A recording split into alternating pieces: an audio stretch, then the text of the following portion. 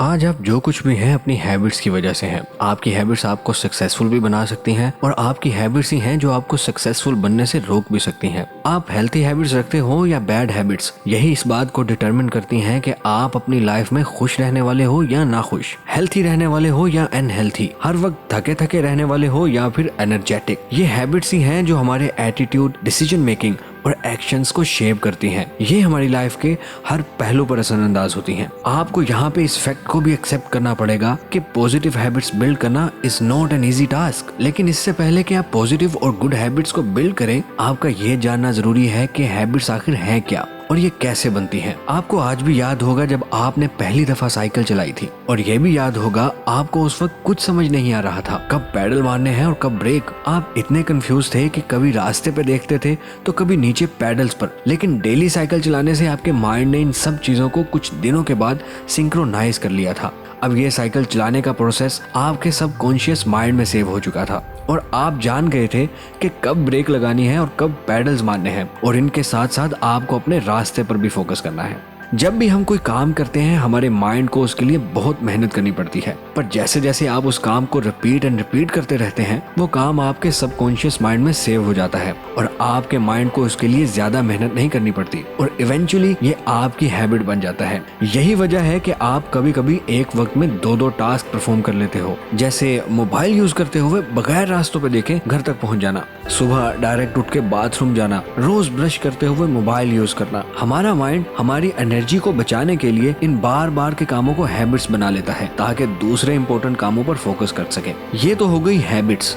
अब हम जानते हैं ये वर्क कैसे करती हैं। हमारी हैबिट्स रिवार्ड सीकिंग मैकेनिज्म से चलती हैं। ये अक्सर किसी खास चीज से ट्रिगर होती हैं। फॉर इंस्टेंस, आपके दोस्त स्मोकर हैं और वो आपको जब भी मिलते हैं आपको सिगरेट स्मोक करने को फोर्स करते हैं, ये कहकर के एक बार स्मोक करने से कुछ नहीं होगा, और आप उनके बहुत ज्यादा फोर्स करने पे उनकी बात मान लेते हो। अब जब आप फर्स्ट टाइम स्मोक करते हो आपको एक रिवार्ड मिलता है निकोटीन की शक्ल में और आप अच्छा फील करने लगते हो। अब जब जब आपके फ्रेंड्स आपको दोबारा कभी मिलते हैं तो आप ट्रिगर हो जाते हो और आपको याद आता है आपका रिवार्ड जो लास्ट टाइम आपको स्मोकिंग करने से मिला था।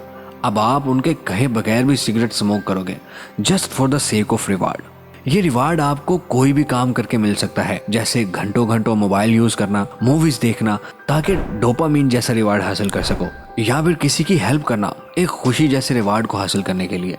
लेकिन हमारे माइंड का प्रॉब्लम यह है कि हैबिट्स बनाते हुए हमारे माइंड को पता नहीं होता कि ये हैबिट अच्छी है या बुरी। इसलिए जरा होशियार रहें। अगर आप अपनी लाइफ में कामयाब होना चाहते हैं तो अच्छी हैबिट्स को अपनाएं। अब हम बात करते हैं हाउ टू फॉर्म हैबिट्स। किसी भी हैबिट को बिल्ड करने के लिए आप बहुत से मेथड यूज कर सकते हैं, लेकिन आज की इस वीडियो में मैं आपको 5 ऐसी टिप्स बताने वाला हूँ जिन्हें यूज करके आप किसी भी हैबिट को फॉर्म कर सकते हो। तो टिप नंबर 1 है डिफाइन योर गोल।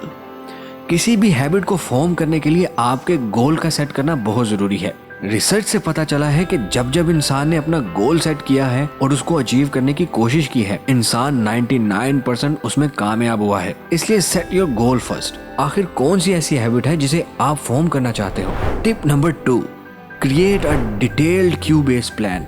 अब जब आपने अपना गोल सेट कर लिया है, अब आपको उसमें थोड़ी डिटेल्स को ऐड करना है। जिस भी चीज को आप अपनी आदत बनाना चाहते हैं उसकी डिटेल्स बहुत ज्यादा मैटर करती हैं। लेट्स सपोज आप इंग्लिश सीखने की हैबिट बनाना चाहते हो। अब आपने प्लान बनाया है कि मैं रोज शाम को इंग्लिश की प्रैक्टिस करूंगा। प्लान तो बिल्कुल ठीक है, आपको जैसे इसमें थोड़ी डिटेल्स को ऐड करना है, जैसे मैं शाम को जॉब से आकर इतने बजे से लेकर इतने बजे तक इस कमरे में इंग्लिश की प्रैक्टिस करूंगा, चाहे कुछ भी हो जाए।